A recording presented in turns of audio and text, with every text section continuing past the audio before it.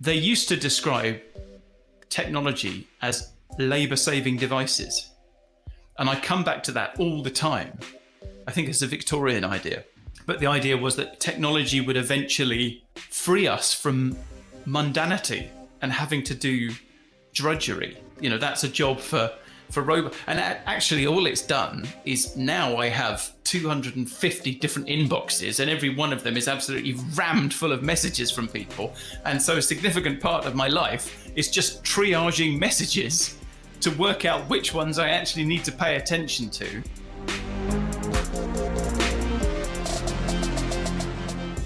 This is Lock and Code, a Malwarebytes podcast. I'm your host, David Reese.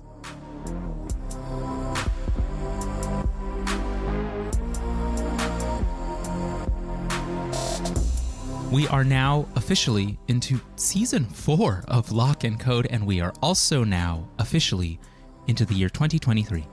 Happy New Year.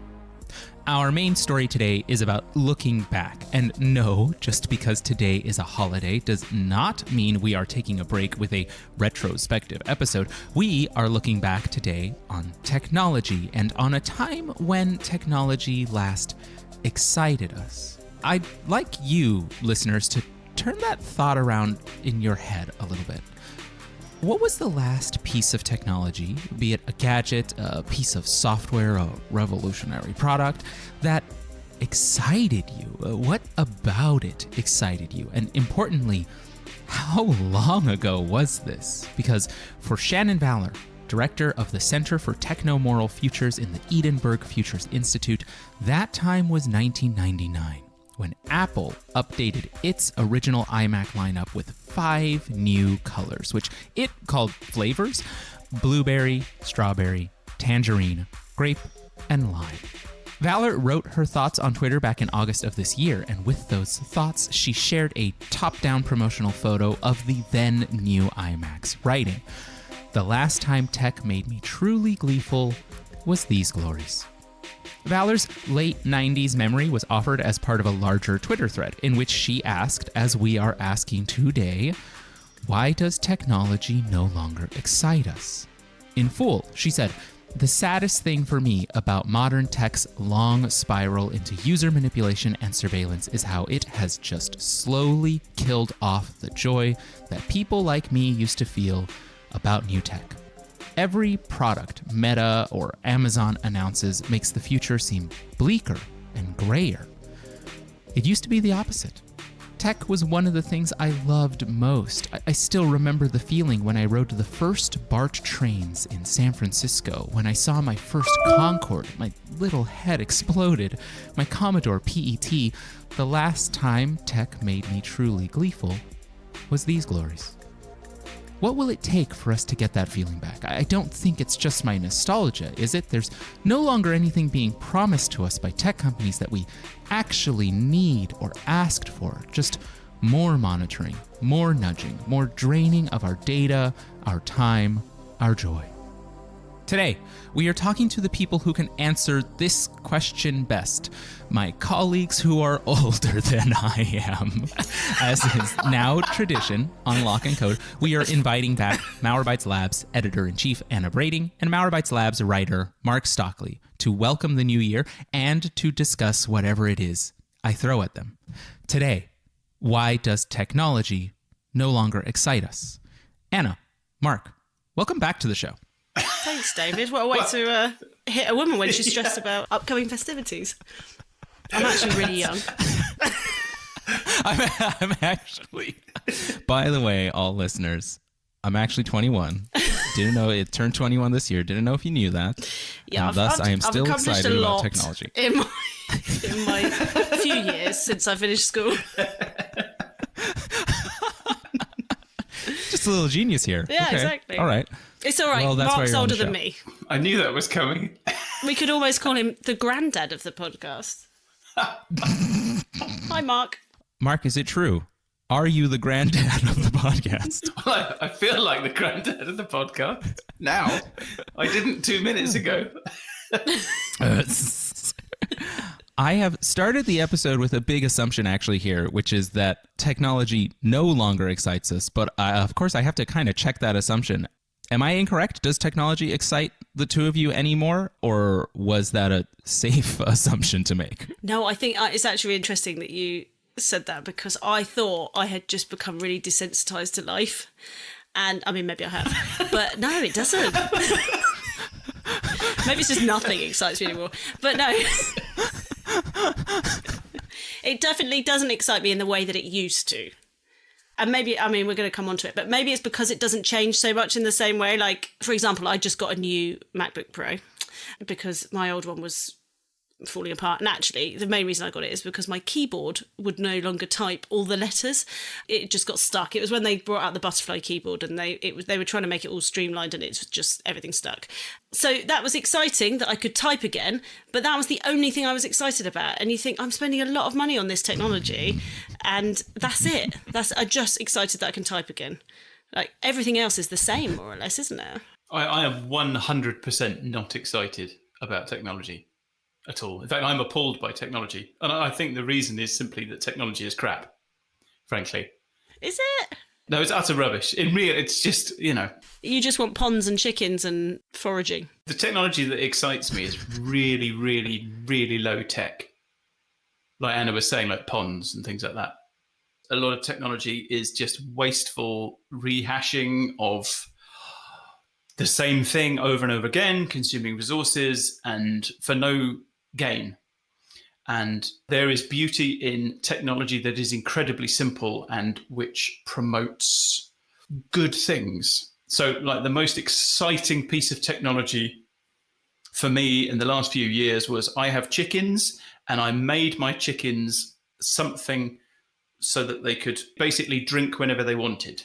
So instead of going and filling up a container every day or every few days with water, I got a catering bucket, which is like a big cylinder with a lid, and I got a float valve that you would normally put in a toilet cistern, and I put that in this bucket and I rigged it up so it hangs, and it's got little drinkers on the bottom, and it's plugged into a hose, and so they can drink from this thing whenever they want. And it serves my laziness of not having to go and bring them water, but it also means I can just leave them to get on with their lives without having to go in and disturb them all the time. I like that kind of technology. That is very exciting. Anna, do you have an equivalent? No, I don't have any chicken-based technology. Do you know what I think that one of the most exciting technological inventions of the last, I don't know how many years, maybe 15 years, is WhatsApp. Now, I know we're supposed to hate it because it's meta, but it has changed the way people communicate. I really believe that. I know not everyone's on it, and I know that we're all supposed to use Signal, and I do use Signal, blah, blah, blah, blah, blah. But also I use WhatsApp and groups, and the way people use it I have children, so the way people use it to communicate about school stuff and birthday parties. I do think it has revolutionised the way people communicate. So I think that was exciting when that came out, and it's still exciting when I get a message. I have WhatsApp for the same reasons that Anna just said. I've got children, and there are school WhatsApp groups, and they are occasionally useful, but they're mostly just very, very noisy.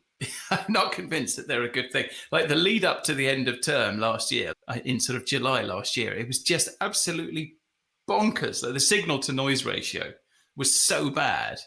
Like the number of things that people were talking about that actually pertain to useful information rather than just people, like this sort of crescendo that develops because everyone's kids are about to leave the school and go somewhere else. It was almost at the point of deleting the group, but they are occasionally useful. But I think that's a neat summary of technology for me, that there's this huge overhead of discomfort that comes with it. Yeah, it's not just WhatsApp where there's a signal to noise ratio. It's crazy. One of the things you were talking about, Mark, that everything's crap, in that umbrella, because I was thinking about this question too. Like, I am not excited about it anymore. And I think it's because at least everything that is like hyped up, or almost everything that's hyped up, it feels like this technology will make you money. Like cryptocurrency really feels like that. And the folks who are like really into Web3, it really felt like that. And NFTs really felt like that, where it just felt like, I don't know, like everything that like Silicon Valley told me I should be really excited about was just Silicon Valley making money for itself. And I really hated that. And I still kind of really hate that. One of the things that I really despise about cryptocurrency is not the technology itself, but like its evangelism, where people will like say straight faced that like this is decentralized finance and it's going to like revolutionize people's like access to capital. And then these are the same people who can spend, like they can make multi-million-dollar bets on speculative markets. And it's like, no, you were always rich. Like that's not, this isn't liberating anyone. This is you being rich. Like I hate that stuff. I cannot stand that stuff. And NFTs were the same way. I don't know. There were like people out there saying that like, this is the ticket. Like, no, it's just a short-term gain for an extremely small, like narrow subset of the population. And it's going to do nothing other than make some people a lot of money and ruin some other people who were told that this was the way to make money. And that's what technology has felt like for the past, I don't know, 10 to something years, like 10 to 15 years of just like, here's this thing that will make, like, it's so cool. Like, remember when people were trying to justify Web3?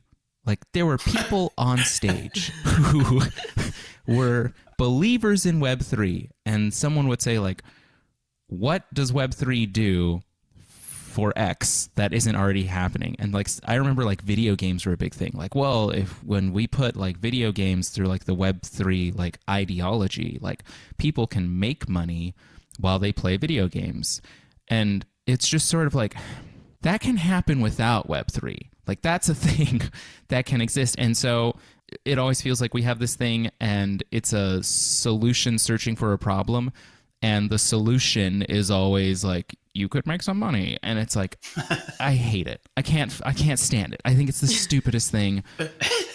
It kills me. There's a lot of pressure to succeed as well with all of them.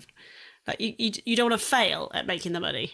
Yeah, right. And I remember there was like a game very quickly that like people were playing and they said like, oh wow, you can earn like hundreds of dollars a month. And then like all that happened is it like ended up becoming like a really weird little cottage industry for communities in different countries. And these people were like playing multiple instances of the game, grinding for like 12 to 14 hours a day, just so they could sell things that they got in the game, like digital goods, and they could sell them for real money at the end of the day.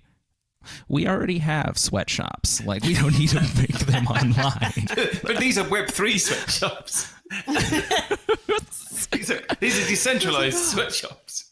I think Web3 is a fantastic example because I feel like it's the pathological example of why technology is bad. You put it brilliantly when you said it was a solution in search of a problem. And, you know, things like Bitcoin's been around a long time now. I've yet to be convinced. And I think the world is yet to be convinced. But sort of Web3 and the NFT bubble and all that, it's like we were all being gaslit. You know, people who were saying things to our faces that were just very obviously not true. But they had all the trappings of their forebears who had, you know, sold us on things that maybe we thought were good. And they've just affected this way of speaking and this way of looking. And, you know, you had celebrities coming on TV talking about these awful monkey pictures that they had just spent $1 million on purely for the purpose of getting other people to want the monkey pictures and buy them from them before the whole thing collapses. It was like, the sort of the emperor stripped bare, I think. But it's a lot older than that. I like Web3 is like probably the pinnacle in my lifetime. But I think actually this dislike of technology has much, much deeper roots than that. And I was trying to think about, am I just being grumpy? Well, yes, there's a part of that. But we've been on a massive journey over the last sort of 100, 200 years in terms of technology. And I think in the very beginning, there was potential for technology to really change things for the better. And, you know, if you invent soap or antibiotics or something like that, then you have just saved billions of people from an otherwise awful death. Like that's an enormous step forward. And I feel like modern technology sort of coats itself in that legacy. And it's pretending to be the same thing, and it's not, because actually it takes more and more work to make more and more marginal gains these days. And the cost of those marginal gains is this massive increase in